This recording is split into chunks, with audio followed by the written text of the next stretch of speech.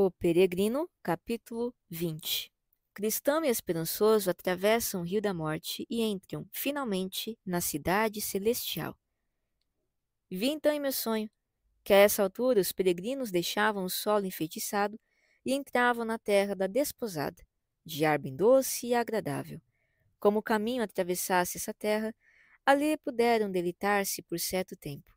Ouviam continuamente o canto dos pássaros, viam todo dia as flores brotando da terra e ouviam a voz da rolinha.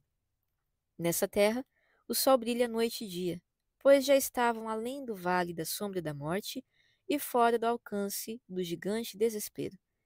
Desse lugar tampouco se avistava o castelo da dúvida. Dali já enxergavam a cidade para onde se dirigiam. Também encontraram por ali alguns de seus habitantes, pois nessa terra, já às portas do céu, os seres resplandecentes costumavam caminhar.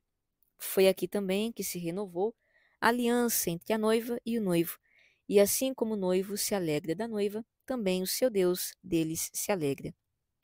Ali não lhes faltava nem trigo nem vinho, pois encontraram abundância daquilo que vinham buscando em toda a peregrinação. Ouviam vozes lá da cidade, altas vozes que diziam: Digam à cidade de Sião: Veja, o seu Salvador vem. Veja, ele traz a sua recompensa. Todos os habitantes da terra o chamavam assim: Povo santo, redimidos do Senhor, procurados, e assim por diante. Agora, caminhando por essa terra, tinham mais alegria do que em outras partes mais distantes do reino, pelas quais seguiram, e à medida que se aproximavam da cidade, tinham dela uma vista cada vez mais perfeita. Era toda de pérolas e pedras preciosas. Também as ruas eram revestidas de ouro, de modo que, em virtude da glória natural da cidade e do reflexo dos raios solares sobre ela, Cristão se viu desfalecido de tanto desejo. Esperançoso também teve um ou dois acessos da mesma moléstia.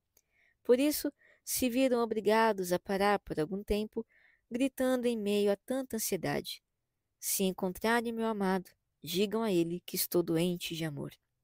Mas, já um pouco fortalecidos e mais capazes de tolerar essa ansiedade, voltaram a caminhar. Caminhando, aproximavam-se cada vez mais de pomares, vinhedos e jardins, os portões abertos à estrada. Acercando-se desses lugares, eis que viram um jardineiro no caminho e a ele perguntaram: De quem são estes belos vinhedos e jardins? São do rei, e foram plantados aqui para deleite dele mesmo, e também para consolo dos peregrinos. Então os levou aos vinhedos, oferecendo-lhes as delícias que ali havia. Também lhes mostrou as veredas do rei, onde ele gostava de ficar. Ali também se recostaram e dormiram. Vi então em meu sonho que conversaram mais durante esse sono do que o haviam feito em toda a jornada. Tendo notado isso, disse-me o jardineiro: Por que você está tão admirado com isso? É da natureza das uvas desses vinhedos descer docemente, fazendo falar os lábios dos que dormem. Depois vi que, ao acordarem, estavam decididos a subir até a cidade. Mas, como já disse, os reflexos do sol sobre ela, pois a cidade é de ouro puro, eram tão exuberantemente gloriosos que não conseguiam mirá-los diretamente, senão com um instrumento fabricado especificamente para tal fim. Então vi que, caminhando, encontraram dois homens, em vestes brilhantes como ouro, cujos rostos também resplandeciam como a luz. Os homens perguntaram aos peregrinos de onde vinham, e eles responderam. Perguntaram também onde se haviam hospedado, com que dificuldades e perigos, consolos e prazeres se haviam confrontado pelo caminho. E eles responderam. Então lhes disseram os homens: Só lhes restam duas dificuldades a superar, e depois já estarão na cidade. Cristão e seu companheiro, então, pediram aos homens que os acompanhassem, e eles consentiram. Só que vocês terão de vencer pela sua própria fé. Então, vi em meu sonho que foram caminhando juntos até avistarem o portão. Vi depois que entre eles e o portão havia um rio, sem ponte, que levasse até a outra margem. O rio era muito profundo, e diante dele os peregrinos se viram absolutamente perplexos. Mas os homens que os acompanhavam disseram: precisam atravessá-lo. É o único meio de chegar até o portão. Os peregrinos então perguntaram se não havia outro caminho que conduzisse até o portão. Ah, mas só 2 homens, Enoque e Elias, puderam trilhar esse caminho desde a fundação do mundo, e ninguém mais terá tal permissão até o soar da última trombeta. Os peregrinos, em especial cristão, desanimaram profundamente, e olhando de um lado e de outro, não viam alternativas que lhes permitissem contornar o rio. Perguntaram então aos homens se as águas eram profundas em toda a extensão do rio, e eles responderam que não, mas que não poderiam ajudá-los nesse momento. Vocês o acharão mais fundo, mais raso, dependendo da sua fé no rei deste lugar. Então decidiram entrar na água, e entrando o cristão, começou a afundar. Bradando então ao bom amigo esperançoso: afunda em águas profundas, as vagas me encobrem a cabeça, todas as suas ondas passam por cima de mim. Falou então o outro: tenha bom ânimo, meu irmão, sinto fundo, e é bom. Ah, meu amigo, as angústias da morte me envolveram, disse Cristão. Não verei a terra que emana leite e mel. E grande treva e terror desceram sobre Cristão, tanto que mais nada via à frente. Perdeu também praticamente os sentidos, não mais podendo lembrar-se nem falar sensatamente de nenhum dos doces refrigérios que encontrara ao longo da peregrinação, pois todas as palavras que falava revelavam o horror e os profundos temores de que morreria naquele rio, sem jamais alcançar a entrada do portão. Como perceberam os que observavam a cena, ele também se debatia em meio às perturbadoras lembranças dos pecados que cometera, antes e depois de se tornar peregrino. Observou-se ainda que o assombravam aparições de duendes e espíritos malignos, pois vez por outra sugeria em palavras. Esperançoso, portanto, muito se esforçava por manter a cabeça do irmão acima da água, mas às vezes ele afundava para depois erguer-se novamente, quase morto. Esperançoso também tentava consolá-lo e dizia: irmão, já vejo o portão adiante, e há homens ali de pé para nos receber. Mas Cristão respondia: é você que eles estão esperando, pois tem sido esperançoso desde que o conheci. E você também, respondeu. Ai, irmão, se eu tivesse me portado com retidão, certamente ele agora surgiria para me ajudar, mas ele me enredou no laço pelos meus pecados e me abandonou. Meu irmão, você se esqueceu do livro, onde se diz dos ímpios: eles não passam por sofrimento, e têm o corpo saudável e forte.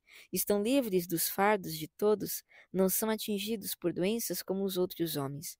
Esses tormentos e aflições que você sofre nessas águas não são sinais de que Deus o abandonou, mas pretendem colocá-lo à prova para ver se você se lembrará ou não daquilo que até aqui recebeu da sua bondade, confiando nele em meio a toda essa angústia. Vi então em meu sonho que Cristão ficou absorto por alguns momentos e esperançoso disse ainda, incentivando: tenha bom ânimo. Jesus Cristo curou você. Diante dessas palavras, Cristão explodiu aos brados. Oh, novamente o vejo, e ele me diz: quando você atravessar as águas, eu estarei com você. Quando você atravessar os rios, eles não encobrirão. Então os dois criaram coragem, e o inimigo, depois disso, fez-se mudo como pedra, até alcançarem a outra margem. Cristão imediatamente encontrou apoio para os pés no leito do rio, e o resto da travessia se deu em águas rasas. Já na outra margem do rio, viram novamente os 2 seres resplandecentes que ali os aguardavam. Saindo da água, foram saudados por eles. Somos espíritos ministradores, enviados para servir aqueles que hão de ser herdeiros da salvação. Assim, dirigiram-se para o portão. Ora, o leitor deve notar que a cidade ficava sobre um monte imponente, mas os peregrinos o galgaram com facilidade, pois os 2 homens os levavam pelo braço. Também haviam deixado lá atrás, no rio, as suas vestes mortais, pois, embora tenham entrado nas águas com elas, ao sair já não as traziam no corpo. Subiram, pois, com muita agilidade e rapidez, embora a fundação em que se assentava a cidade fosse mais alta que as nuvens. Atravessavam as alturas do ar mansamente conversando pelo caminho, consolados por terem passado o rio e em segurança, e pela companhia e o auxílio de seres tão gloriosos. Com os seres resplandecentes, conversaram sobre a glória do lugar, e eles lhes disseram que a beleza e a glória eram simplesmente indizíveis. Ali, disseram, estão o Monte Sião, a Jerusalém Celeste, o inumerável exército dos anjos e os espíritos aperfeiçoados dos homens justos. Agora vocês irão para o paraíso de Deus, onde verão a árvore da vida e comerão de seus frutos eternos. Quando lá chegarem, receberão mantos brancos e viverão todos os dias ao lado do Rei, por toda a eternidade. Jamais verão as coisas que viram quando estavam nas regiões inferiores da terra, como a tristeza, a doença, a aflição e a morte, pois a antiga ordem já passou. Vocês estão indo para o convívio de Abraão, Isaque e Jacó, dos profetas, dos homens que Deus libertou do mal que virá e que hoje repousam nos seus leitos, cada qual andando na sua justiça. Perguntaram então os peregrinos: o que devemos fazer no lugar santo? Lá receberão consolo por todos os seus esforços e terão alegria que compensará todos os seus pesares.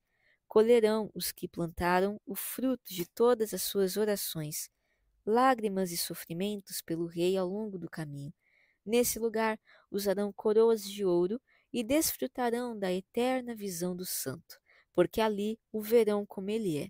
Ali também servirão continuamente com louvores, com brados e ações de graça aquele que desejaram servir no mundo, embora então com muito mais dificuldade por conta da debilidade da carne. Os seus olhos se deleitarão com a visão, e os seus ouvidos com a audição da suave voz do poderoso. Conviverão novamente com seus amigos que chegaram antes de vocês, e receberão com alegria cada um que chegar depois de vocês ao lugar santo. Ali também se revestirão de glória e majestade, e terão vestes adequadas para andar ao lado do Rei da Glória. Quando ele descer das nuvens ao som da trombeta, sobre as asas do vento, vocês poderão recebê-lo, e quando ele se assentar no trono do juízo, estarão ao lado dele. Sim, e quando ele decretar a sentença dos obreiros da iniquidade, sejam anjos, sejam homens, vocês também terão voz no julgamento, pois esses eram não só inimigos dele, mas também de vocês. Ainda quando ele voltar à cidade, também vocês voltarão com ele, ao som da trombeta, e lá para sempre permanecerão. Aproximando-se já do portão, eis que um destacamento do exército celeste sai para recebê-los. Disseram então os dois seres resplandecentes que acompanhavam os peregrinos: eis aqui homens que amaram nosso Senhor quando viviam no mundo, e que tudo abandonaram pelo seu santo nome. Ele nos enviou para buscá-los e nós os trouxemos até aqui nessa jornada para que possam entrar e mirar a face do seu Redentor com alegria. Então o exército celeste soltou um forte brado, dizendo: felizes os convidados para o banquete do casamento do Cordeiro. Também vieram recebê-los vários dos trombeteiros do rei, trajando vestes brancas e resplandecentes. Esses, com sons fortes e melodiosos, faziam até mesmo os céus ecoarem a música. Os trombeteiros saudaram Cristão e seu companheiro com 10.000 boas-vindas, com brados e o soar de trombetas. Depois cercaram os peregrinos de todos os lados, alguns pela frente e outros por trás, alguns à direita, outros à esquerda, como para escoltá-los até as regiões superiores. E no trajeto continuamente soavam as trombetas, tocando notas agudas e melodiosas. A cena, para quem a pudesse observar, era como se o próprio céu descesse para recebê-los. Assim caminhavam juntos, e no percurso, vez por outra, os trombeteiros demonstravam com alegres notas, combinando o som com olhares e gestos, quão bem-vindo eram um cristão e seu irmão. Tamanho era o júbilo com que os acolhiam. E agora, Os dois homens, por assim dizer, se viam no céu antes de lá entrar, extasiados que estavam pela visão dos anjos e pela audição de notas tão melodiosas. Dali também já avistavam a própria cidade e julgaram ouvir todos os sinos repicando como sinal de boas-vindas. Mas, acima de tudo, estava a expectativa alegre e doce que tinham de lá viver ao lado de tão bela companhia. E isso pelos séculos dos séculos. Ah, com que língua ou penas se pode expressar júbilo tão glorioso? E assim chegaram ao portão. Ora, diante do portão lia-se escrito no alto em letras douradas: Felizes os que lavam as suas vestes no sangue do Cordeiro. E assim têm direito à árvore da vida e podem entrar na cidade pelas portas. Então vi em meu sonho que os homens resplandecentes lhes diziam que chamassem diante do portão, o que eles fizeram. Alguns lá de cima olharam por sob o portão, Enoque, Moisés e Elias, entre outros, e ouviram: Esses peregrinos vêm da cidade da destruição, pelo amor que tem ao rei deste lugar. Cada um dos peregrinos entregou o seu diploma, aquele que haviam recebido no início, e os documentos foram levados até o rei, que depois de lê-los falou: Onde estão os homens? Estão diante do portão, foi a resposta. O rei imediatamente mandou abrir a porta. Que entre a nação justa que guarda a fidelidade. Então vi em meus sonhos dois homens passando pelo portão, e eis que entrando, se transfiguraram e receberam vestes que resplandeciam como ouro. Também alguns os receberam com harpas e coroas, que lhes foram dadas, a harpa para o louvor e as coroas como sinal de honra. Nesse momento, ouvi em meu sonho que todos os sinos da cidade repicavam de júbilo, e aos peregrinos se disse: Participe da alegria do seu Senhor. Ouvi também que os próprios peregrinos cantavam a plenos pulmões: Aquele que está sentado no trono e a Cordeiro, sejam o louvor, a honra, a glória e o poder para todos sempre. Enquanto os portões estavam abertos para a entrada dos dois, acompanhei-os com o olhar, e eis que a cidade brilhava como o sol. As ruas também eram revestidas de ouro, e nelas caminhavam muitos homens com coroas na cabeça, ramos nas mãos e harpas douradas para cantar louvores. Havia também seres alados que respondiam uns aos outros sem interrupção, dizendo: Santo, Santo, Santo é o Senhor. Mas logo se fecharam os portões. E depois de ver tudo aquilo, desejei estar entre eles. Ora, enquanto eu admirava todas essas coisas, virei-me para olhar para trás e vi Ignorância chegando à beira do rio. Logo cruzou as águas, sem nem metade da dificuldade com que se debateram os outros dois, pois eis que ele encontrou ali um tal Vã Esperança, barqueiro que com seu barco ajudou a atravessar o rio. Assim também ele, como os outros dois que vi, subiu o monte e se encaminhou ao portão, mas sozinho. Nenhum homem sequer o recebeu, nem ouviu palavras de estímulo. Chegando diante do portão, ergueu os olhos e viu a inscrição no alto, e começou a bater, supondo que logo lhe seria facultada a entrada. Mas os homens que olhavam por cima do portão lhe perguntaram: De onde você vem e o que quer? Comi e bebi na presença do rei, e ele ensinou pelas nossas ruas, pedindo-lhe diploma para que pudesse levá-lo ao rei. Tateou as vestes à procura do documento, mas nada encontrou. Não tem nada? Perguntaram-lhe. Mas o homem nada dizia. Então chamaram o rei, que não quis descer para vê-lo, mas chamou os dois seres resplandecentes, que conduziram Cristão e Esperançoso, e ordenou-lhes que fossem lá fora atar os pés e as mãos de Ignorância para lançá-lo fora. Então eles o agarraram e o levaram pelos ares até a porta que vi na encosta do morro, atirando-o lá de dentro. E vi assim que também dos portões do céu, não só da cidade da destruição, havia um caminho até o inferno. Despertando, porém, vi que tudo não passara de um sonho.